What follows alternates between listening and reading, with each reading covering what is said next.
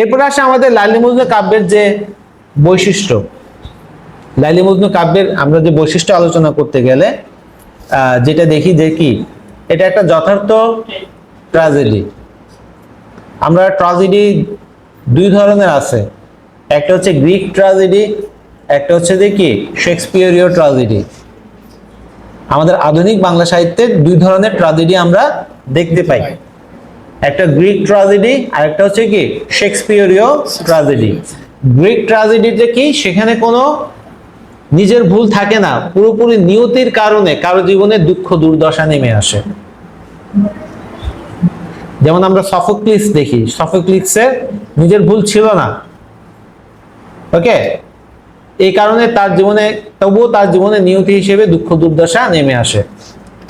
আর শেক্সপিয়ারও যে ট্র্যাজেডি আছে সেটার পার্থক্য হচ্ছে যে শেক্সপিয়ারীয় ট্র্যাজেডিতে নিজের ভুল থাকে, সেই ভুলের মাসুল তাকে দিতে হয়। ওকে, আমরা রোমিও এন্ড জুলিয়েটেও সেই জিনিসটা দেখি।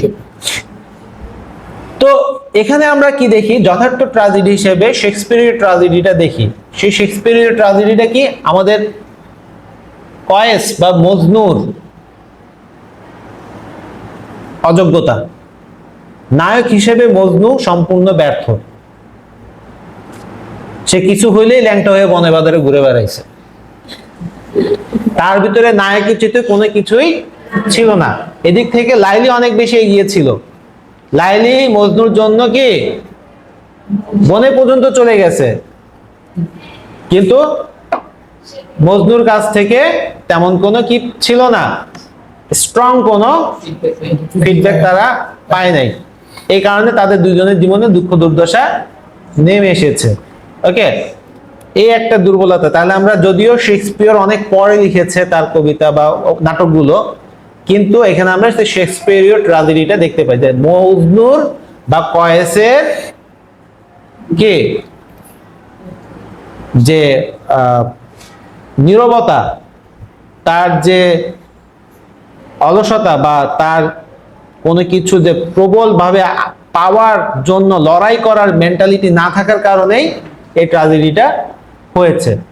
আমরা লাইলি মজনু তাদের মৃত্যু হয়েছে তার জন্য আমরা দুঃখ পাচ্ছি না, আমরা দুঃখ পাচ্ছি তাদের মিলনটা হলো না। ট্র্যাজেডিতে এইটাই, মৃত্যু চায় কোনো সমাধান না, মৃত্যুর পরেও আমাদের কি আরো বেশি একটা দুঃখ মনের ভিতরে কাজ করে। যেমন তোমরা তেরে নাম মুভিটা দেখছো, সালমান খানের, হ্যাঁ, ওখানে যে নায়িকা যখন মারা যায় সালমান খান তো আসে, একটা আলাদা দুঃখবোধ মনের ভিতরে কাজ করে। বা টাইটানিক মুভিটা দেখছো, ওখানে যখন জ্যাক মারা যাচ্ছে, মারা গেছে, পানিতে ডুবে যাচ্ছে, আমার কাছে সবচেয়ে বেশি দুঃখের সিন ছিল ওইটা। হ্যাঁ, এই যে বিষয়টা মৃত্যুর চাইতে বেশি যে তাদের মিলনটা হলো না, এইটা হচ্ছে ট্র্যাজেডি। ওকে, তা আমরা এখানে সেই জিনিসটাই দেখতে পেয়েছি এবং বলতে পারি যে এটা একটা সার্থক ট্র্যাজেডি।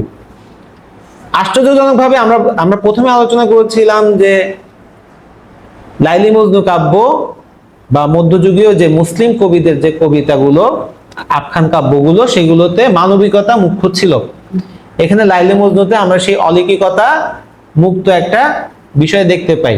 যেমন আমরা মঙ্গল কাব্যে যেমন অলৌকিক ঘটনা একটা পর একটা হতেই দেখি, এরকম আমরা কিছু দেখি না। এখানে যদিও বলা হচ্ছে অলৌকিকতা মুক্ত, কিন্তু কিছু জিনিস কিন্তু আনা হয়েছে।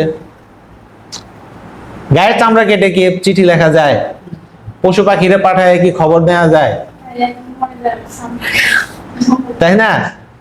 বা এই অলৌকিকতাটা দেখা হয়েছে এমন ভাবে যেটা আমরা মেনে নিতে পারি, যে ভুলে ইয়া হয়ে যাওয়া, মানে ভুলে যে বিষের পাত্র চেঞ্জ হয়ে যাওয়া, এটা একটা হতেই পারে ঘটনা।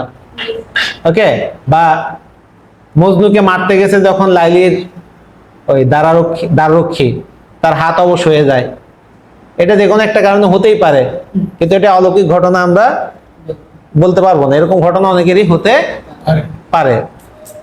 তো যাই হোক, এরকম কিছু অলৌকিক ঘটনা আছে, কিন্তু ওরকম করে যে মধ্যযুগে যে অন্যান্য কবিতায় বা যেরকম ছিল সেরকম এখানে আমরা দেখি না। আশ্চর্যজনকভাবে এটা অশ্লীলতা মুক্ত। যেমন আমরা শ্রীকৃষ্ণ কীর্তনে বরুচণ্ডী দাসের শ্রীকৃষ্ণ কীর্তনে যে অশ্লীলতা দেখেছি, সেই অশ্লীলতার কোনো কিছুই আমরা এখানে দেখিনি। তারপরও তোমাদের কিছু কিছু জায়গায় অশ্লীল মনে হতে পারে, যেমন লাইলি রূপের বর্ণনা যখন করা হচ্ছে তখন কি সেটা তোমাদের কাছে অশ্লীল মনে হতে পারে, কিন্তু আমাদের এটা ভুলে গেলে চলবে না, মধ্যযুগে নায়িকার দৈহিক রূপের বর্ণনা করা কোনো অস্বাভাবিক কিছু ছিল না।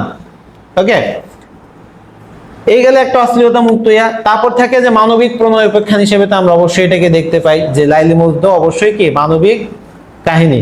লাইলি মজনু এখানে কোনো দেবদেবী না, তারা সাধারণ মানুষ, হ্যাঁ সাধারণ ঘরের মানুষ, তাদের ভিতরে যে স্বাভাবিক মানবীয় গুণাবলী আমরা দেখতে পাই। তারা হঠাৎ করে আকাশে উড়ে যেতে পারে না, হ্যাঁ, বা হঠাৎ করে কি আগুন তৈরি করতে পারে না, পারে পারে না। মানবীয় গুণাবলী হিসেবে দেখি, তারা বাচ্চা বয়সে, যে বয়সে প্রেমের ইয়েতে পড়ছে ওই বয়সে সবাই পড়ে। 12 বছর বয়স হলেই কিন্তু সবার ভিতরে কি বিপরীত লিঙ্গের প্রতি আকর্ষণ তৈরি হয়। তো এই যে হিসেবে আমরা দেখি যে এটা একটা মানবীয় উপাখ্যান। আবার ঋতু পর্যায়ের বর্ণনাগুলো আমরা দেখি, বিভিন্ন ঋতুর বর্ণনা এখানে এসেছে, তাদের যে বিরহের ইয়েগুলো 12 মাসি হিসেবে কি আমরা দেখতে পাই। আর সবচেয়ে বড় জিনিস যেটা, যে লাইলি মজনুর কাহিনী একদম সোজা, এখানে কোনো উপকাহিনী নেই। যেমন আমরা মহাভারত বা রামায়ণে যেমন অনেকগুলো কাহিনী উপকাহিনী দেখতে পাই, এখানে কিন্তু এরকম কোনো কাহিনী উপকাহিনী নাই, একদম সোজা সহজ। সব জায়গায় লাইলি মজনু, সব জায়গায় ইয়া, হয় লাইলির কথা, নাহলে মজনুর কথা, নাহলে লাইলির কথা, নাহলে মজনুর কথা। মানে তাদের এই প্রেমের বিষয়টা নিয়েই পুরো কাহিনীটা সোজাসাপটা ভাবে কি এগিয়ে গিয়েছে। এখানে আর কোনো কি নাই, ঘটনা এখানে আসে নাই। তো এইসব কাব্য বৈশিষ্ট্য আলোচনা করে আমরা এটা একটা যে সিদ্ধান্তে উপনীত হতে পারি যে এই লাইলি মজনু কাব্য একটা কি রোমান্টিক প্রণয়োপাখ্যান হিসেবে সার্থক কাব্য কি বলা যায়।